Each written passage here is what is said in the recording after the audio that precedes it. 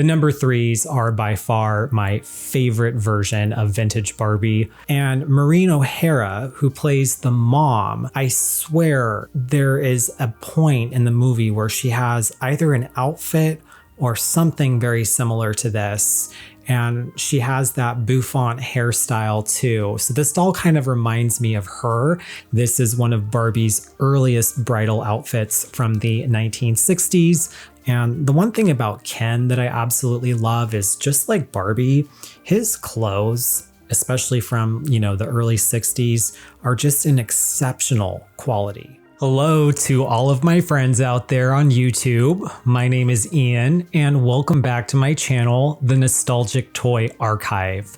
Today, I am super excited to give you an overview of my entire Vintage Barbie collection, which roughly consists of the years 1960 to about 1965. Not too long ago, I shared with you my ponytail Barbie collection, but today I want to give you an overview of every doll that I own from the vintage era.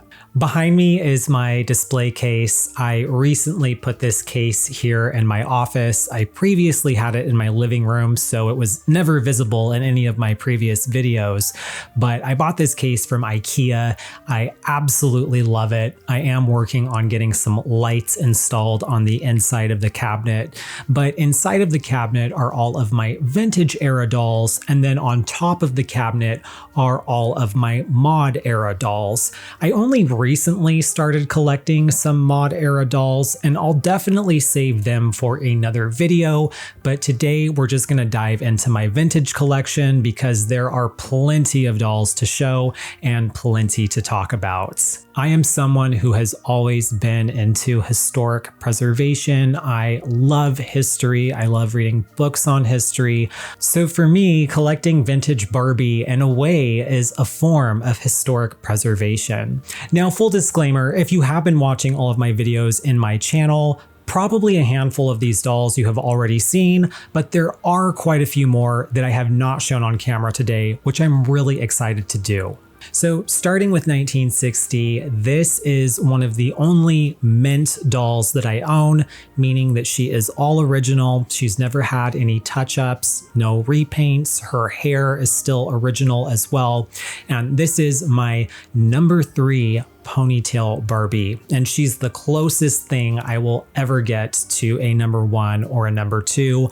I've only recently started collecting the number 3s. I won't sugarcoat it, the number 3s are still really expensive, $500 being the real low end for a doll in really bad shape, and about $1,500 being the high end for a doll in really good quality. I do think I got a really good deal on her, but she is still the most that I have ever spent on any Barbie to date. She has incredibly beautiful face paints and a very pale ivory skin tone. So the vinyl in these earlier dolls was a very nice tan color, but unfortunately there was a flaw with them, which has caused these dolls over time to fade to a very, very pale ivory color. Once in a while, you will come across a number 3 that has retained her original skin tone. Some of it has to do with storage, other times it just has to do with the formula, but this girl is a beautiful example of a number 3 that has faded quite significantly. She's pretty pale, and she almost looks like, in a way, that she could be a porcelain doll. I also really love the facial screening on this doll. She has beautiful orange lips, and I don't know if that was the factory color at the time or if it's just faded to that color, but nonetheless, she's absolutely beautiful. And a lot of these number 3s came with brown eyeliner, and a few of them have blue eyeliner as well, which I have a second one that I will show you in just a minute, who is a version that has the blue eyeliner. But again, as I said, she is one of the only mint dolls that I own in my collection, and I will probably hold on to her for the rest of my life because she is probably the closest thing I will ever get to an original number 1 Barbie, even though she's not one. But I can't help but think in my lifetime she will probably really increase in value. This is the second number 3 ponytail Barbie that I own, and I actually unboxed her on my channel quite a few months ago. She was actually the first number 3 that I ever purchased, and she was a project doll. She was one that came to me in pretty rough shape. She was missing pretty much all of her eyebrows, her lips were not in good shape, and her hair was in really bad shape too. It was a rat's nest. Unfortunately, she has had quite a bit of thinning around the crown of her head, so I was not able to give her that traditional high ponytail. I took some creative liberty and gave her kind of a lower ponytail, and her hair is a little brittle, so I've tried to be really careful with it, but I did give her a full repaint. Her eyebrows I completely repainted, as well as her lips, and I do still find her to be a very beautiful number 3, and she is wearing my favorite outfit, which is Evening Splendor. It took me a long time to find this headband, and unfortunately, it no longer had the original pearls, so I took some creative liberty and found some pearl spray beads and just cut them up and glued them on the headband, and I'm pretty happy with how it turned out. And so one thing that I really love about these number 3s is just how varied they can look from doll to doll. Most of them were, at this point in time in production, painted with stencils, but even then, there were still quite a lot of variations and varieties with the details of the paints and the colors. Obviously this one I did repaint, so I took some creative liberty there, but I do know that the one that I repainted had really vibrant red lips originally. And again, this one has blue eyeliner, whereas this one over here in my box has the traditional brown eyeliner. The number 3s are by far my favorite version of Vintage Barbie, which is a little unfortunate for me just because they're so expensive and they really do break the bank if you're not careful. But this one, I will say that I got a really good deal on just because she needed a lot of TLC. So that worked in my favor. This happens to be one of my favorite Barbies in my entire collection. I feel like I keep saying that about every doll, so maybe I should rephrase that and I will say this is my favorite number 4 ponytail Barbie. Now, I do know she's a number 4, but one thing that's really interesting about her is she still has a fairly pale skin tone in comparison to most of my other number 4s. And so when I originally purchased her, I was even questioning if she was possibly a 3, but she isn't, and she is not a 3/4 transitional doll, which also is a thing. There's transitional dolls out there. She is definitely a number 4, but interestingly enough, she's just a number 4 that's a little bit more pale, which makes me wonder that maybe she is in fact an earlier version of the number 4, and maybe her formula wasn't as strong in terms of the skin coloring. Who knows? But she was also a project doll. She had really, really bad green ear when I purchased her, and I was fortunate enough to get most of the staining out. My go-to method is using Barkeeper's Friend and just being really persistent with applying that on the doll just about every other day until the staining comes out. And it took me about 4 months to get the stains almost out to the point where you can't notice them. The staining is still a little visible around the earlobes if you really look closely. I might go in at some point with some light chalk pastel and just do some touch-ups with that, but the staining doesn't bother me too much. And the main reason why I purchased a doll like her with green ear is because the brunettes typically are far and few to come by in the secondhand markets. It's my understanding that less of the brunettes were produced during the era of the ponytail Barbie. A lot of girls really favored the blonde and they were more popular. So for that reason, there's just less brunettes because less of them were produced. And in the secondhand market, that makes them a little bit more scarce and a little bit more expensive. I typically see number 4 brunette ponytail Barbies sell around $300 to $400. This gal I picked up for about $150 with green ear, which Honestly, I would not recommend doing unless you're very experienced with treating green ear. And just know this, like take this advice with a grain of salt, but just from my experience at least, green ear is on a case-by-case basis. It really varies on each and every doll in terms of how they will take to treatment.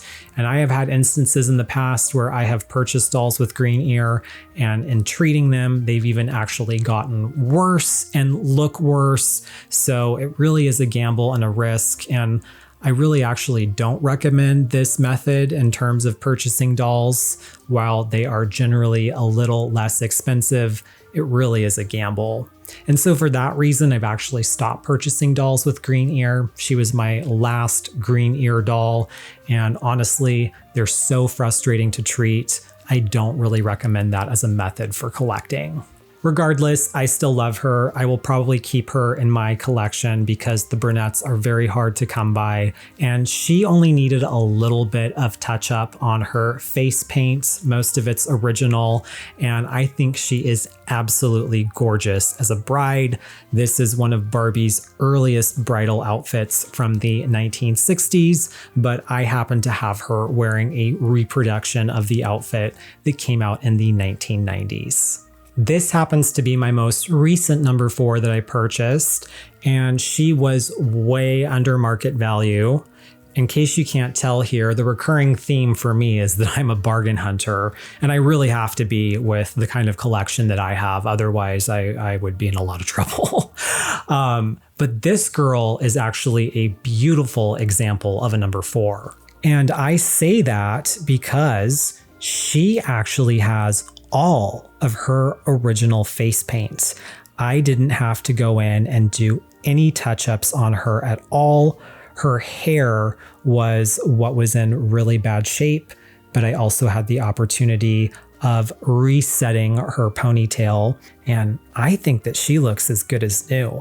She happens to be wearing a classic outfit from the 1960s, which is called Solo in the Spotlight. Normally, this outfit does not hold up very well over time, but this is actually a vintage original, and it's in beautiful condition. I am just so happy to have it. This outfit actually also came with this really cute microphone stand because Barbie is supposed to be a lounge singer with this outfit. And she also has a little pink handkerchief that you can put in her hand. I have the handkerchief, but mine unfortunately is not in very good shape. This is my other brunette number 4 ponytail Barbie, and she is really beautiful. She had to have a full facial repaint. I had to repaint her eyebrows, and I completely repainted her lips. And I did take some creative liberty with her and kind of tried to repaint her to look a little bit more like a number 3 ponytail Barbie with a little bit of those plumper lips. And I'm really happy with how she turned out. She is wearing the 1961 registered nurse outfit, and this is my favorite career outfit out of the vintage Barbie era. I love this outfit so much. I actually gave my father a version of this doll. My dad was in the hospital for 3 months last year in very critical and poor health. And fortunately, he's home and doing so much better. But while he was in the hospital, I actually brought this doll and put her in a little display case and put her next to his bed just because I thought she could be like his little guardian angel nurse while he was in the hospital. And he told me he remembered as a little child seeing nurses actually dressed like this. So I thought that was really special. And he said that the doll got a lot of compliments because a lot of the nurses that came in noticed the doll on his bedside and just thought it was really cool. Maybe that's a little weird that I did that, but it's just a sentimental thing and made it all the more special. This is my 4th ponytail Barbie. I have 4 in total. I have 2 brunettes and 2 blondes. This gal also got a full makeover, completely repainted her lips and her eyebrows. She had some green ear, but I made her some green ear safe earrings. So the little posts that she has in her earrings are actually made out of plastic. I taught myself how to make those. That way we will, Just gonna put these back in her really quick. They're hard to put in and they're hard to take out. So that way, you know, we'll just prevent the green ear from getting worse. This glamorous outfit is one of my favorites. It's Enchanted Evening, and this is actually an original as well, not a reproduction. In 1961, Barbie met Ken, her boyfriend. Ken was the second doll to be created for the Mattel Barbie line. And of course, he is a male doll, so he got his own wardrobe, and his scale is a little bit different than Barbie's. I think he's a little bit, yeah, he's just a little bit taller than Barbie, but not by much. And he's a handsome guy. The original 1961 Ken came with flocked hair. And so he kind of has like this little fuzzy texture of hair on his head. And unfortunately, with a lot of these Ken dolls, the flocking on the hair tends to come undone or to just completely come apart. And on this guy, for an example, his flocking is basically gone. I think all that's left is just some residue of maybe even some yellow pigment or paint. I don't know how to describe it, but he's just kind of sticky and having a little bit of a bad hair day, so this one gets to wear a hat. I am going to eventually reflock my Ken dolls. You can do that, and I have the materials to do that. I just haven't had the time. And the one thing about Ken that I absolutely love is, just like Barbie, his clothes, especially from, you know, the early 60s, are just an exceptional quality. It's basically an outfit that I could wear. It's just scaled down to miniature size. And this jacket, it's hard to tell, but there's even in the back of it lining with like a plaid fabric. It's just, the attention to detail is incredible.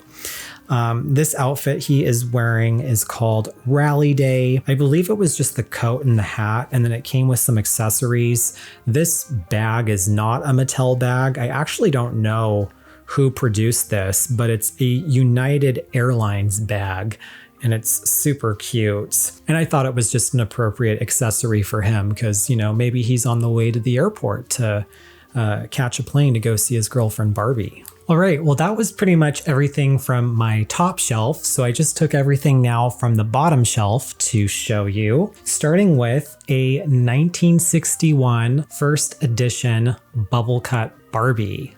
So the ponytail Barbies were produced from 1959 until about 1963. And in 1961, we also saw the release in tandem with the ponytail Barbie, the bubble cut Barbie. So this was Barbie's first new hairstyle, and definitely very reflective of the changing times for women's hairstyles. I don't know if any of you ever watched the old Parent Trap movie from like 1960 or 1961. I think it was from around that era. A Disney movie with Haley Mills and Maureen O'Hara, who plays the mom. I swear there is a point in the movie where she has either an outfit or something very similar to this.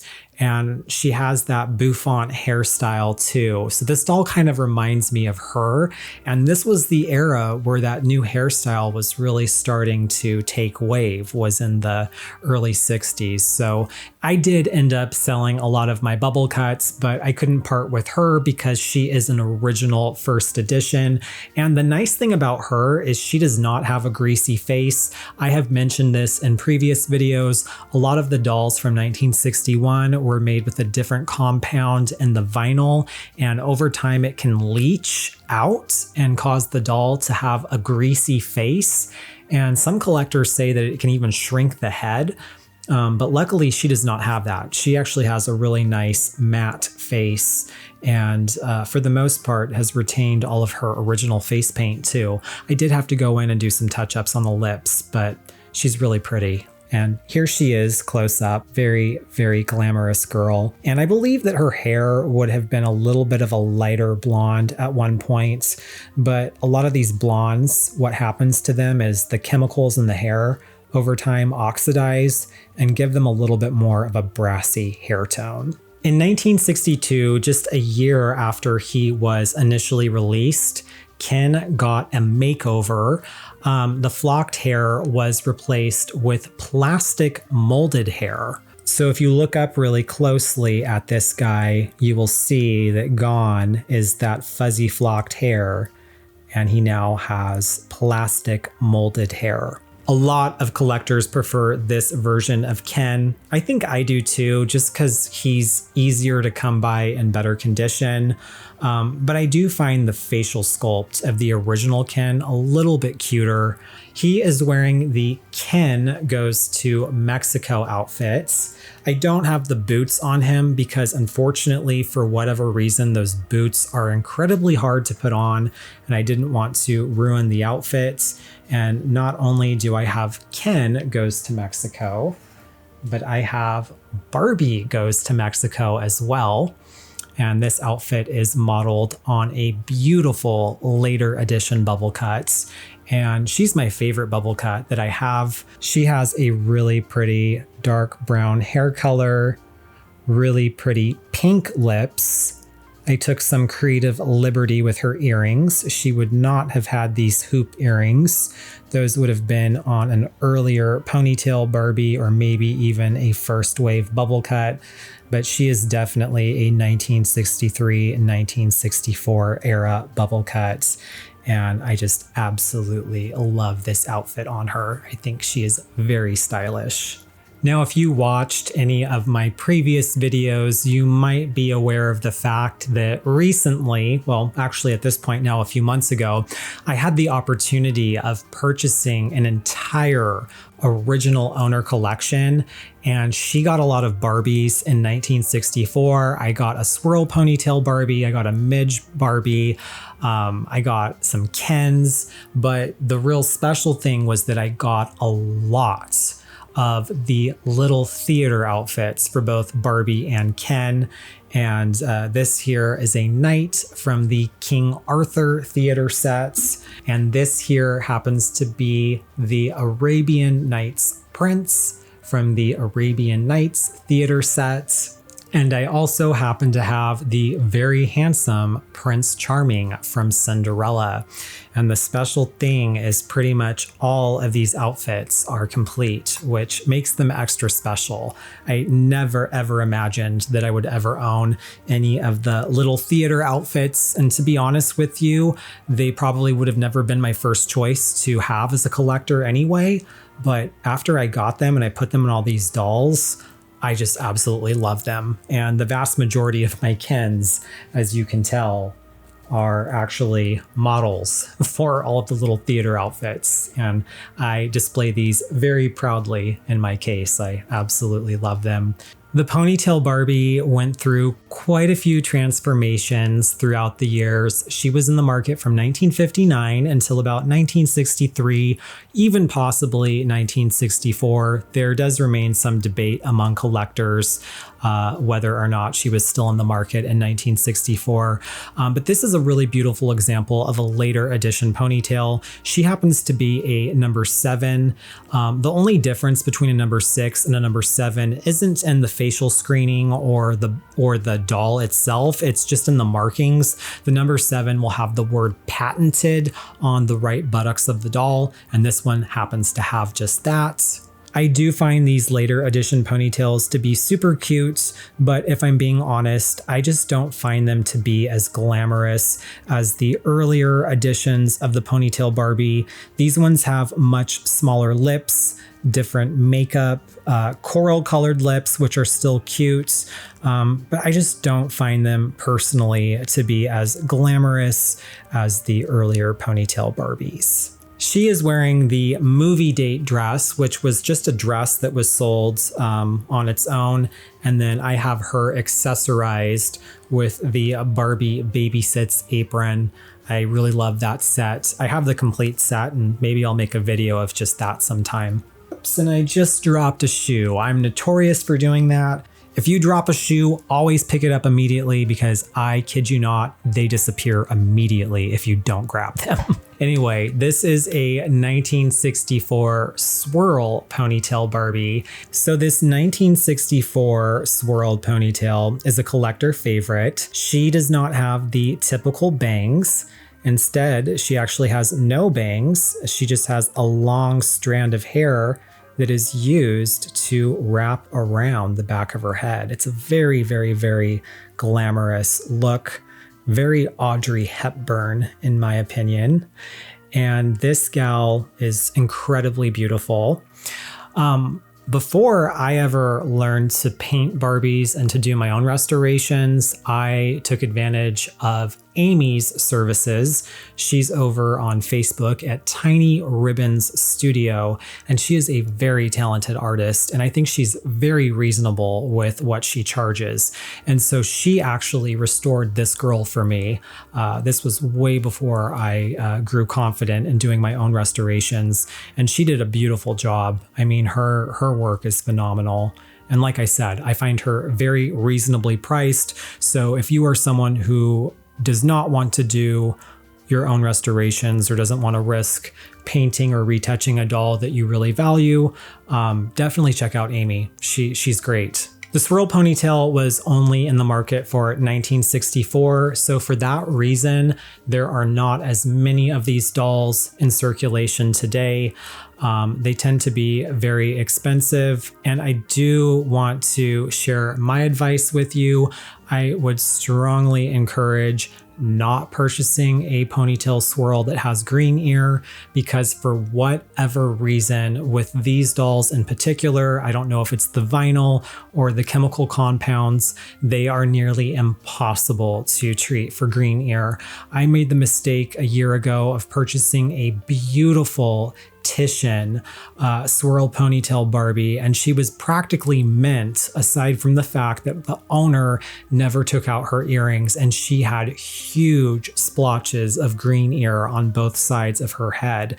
And I tried and I tried and I tried to treat the green ear, and it just wouldn't come out. And what ended up actually happening was, after the course of 6 months from all the treatment, the chemicals made her head expand, and it no longer even fit correctly on the body of the doll. So I wasted like $40 buying that doll. I mean, it's not a lot of money for a swirl ponytail Barbie, but I was never able to sadly rescue her. So she was kind of a lost cause. So from my experience, I just wanted to leave you with that. I would be very cautious about purchasing a swirl ponytail with green ear. From what I have read on community forums, they're just so hard to treat. So anyway, maybe treat yourself to a really nice one, or do something like I did. I bought one that didn't have a lot of good facial painting left, and I just had her restored. I recently did a video all about Skipper, Barbie's little sister. Definitely check that out if you would like to know more about Skipper. I only have 2 on display right now.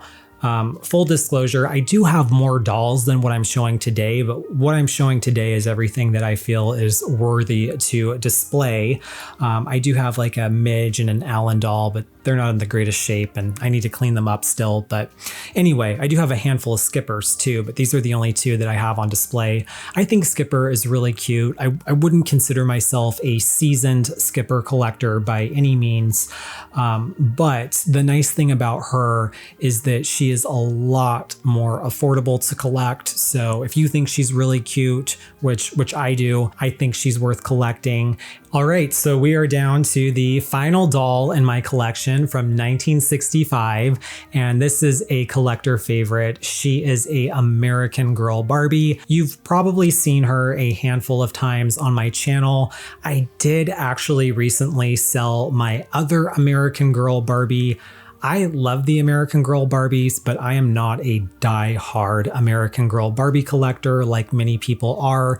I just gravitate more towards the ponytail Barbies. So for that reason, I sold one of my long-haired American Girl Barbies recently, just so I would be able to pay for a number 3 ponytail Barbie that's actually on the way in the mail today. So I'm about ready to be the proud owner of 3 number 3 ponytails. But anyway, I still love the American Girl Barbie, and I'm not meaning to diss on her by any means. She is a very glamorous doll, and this is a long-haired version as well. But I am cheating because mine happens to have Malibu Barbie legs, because I only bought her with a head and a torso. She was a bit of a Frankenstein Barbie, but I love her. She's one I will definitely always keep in my collection. I might do a little bit of retouching on her eventually. She has some lip rubs and a little bit of her paint on her eyebrows are missing. But these long-haired American Girls are very expensive. I see them sell for $600 on eBay sometimes. And she came to me just as a head and a torso. So I think I maybe paid like $100 for that, which is still a crazy amount of money. But for someone who really wanted a long-haired American Girl, it worked out. And eventually she got some arms and a leg or 2 legs. If you're new to collecting vintage Barbie, Ken, Midge, or any of her family and friends, I do want to leave you with a little bit of advice. And that is to, first and foremost, not get overwhelmed, and second, to do your research. One of the biggest mistakes I made early on as an early collector was just bidding on everything that I could find on eBay that I thought was a good deal, but in hindsight, it probably really wasn't a good deal, and I also didn't do my due diligence or research in educating myself enough about Barbie. So sometimes I would end up with articles of clothing that weren't even Barbie brand clothing items, or dolls that I thought were Barbie that were actually clone dolls that weren't Barbie. So the bit of advice I just want to leave you with today is not to rush, and don't get into the mindset or mentality that because there's not a surplus of everything that you need to buy everything you see. I think that sometimes can happen in the collector market of Barbie, but just realize that even though a lot of people list things on eBay as rare, these were mass-produced dolls. Obviously, we don't know how many of those vintage dolls are still out there today, but in my opinion, there is still a surplus, not a shortage. So don't get into the spiral of thinking that you need to purchase everything that you see. Another thing I'll leave you with as a bit of advice is don't be afraid to buy dolls that are in rough shape. I am someone who is not able to afford on the regular mint dolls or mint and box dolls. So my strategy over this year and a half has been to buy dolls that I feel comfortable with restoring. Now, I do happen to be a creative individual. I have done painting in the past, and one thing that I have been really proud of is in the last year, I have taught myself completely with the guide of YouTube videos how to repaint and restore vintage Barbies. And I have been doing this now for over a year, and I have become very proud with the work that I have been able to achieve. Where I'm trying to go with this is a lot of the reason why I have such a large collection today is because I took the time to learn how to restore and preserve dolls. Instead of just buying dolls mint in box, I would have had a huge hole in my budget if I had done that. Anyway, that pretty much wraps up my entire vintage collection. So I hope you really enjoyed watching. I had a lot of fun walking all of you through my collection today. I have a very special place in my heart for vintage Barbie, and I'm sure you can tell that by seeing my collection. Let me know in the comments below which doll is your favorite. I always love to ask that question because so many of you have different answers, which is just really fun to read in the comments. And definitely consider subscribing to my channel. I strive really hard to put new content out every couple of weeks, and eventually, hopefully every week if I can. But yes, thank you again for watching. My name is Ian, and I'll catch you in the next video. Bye.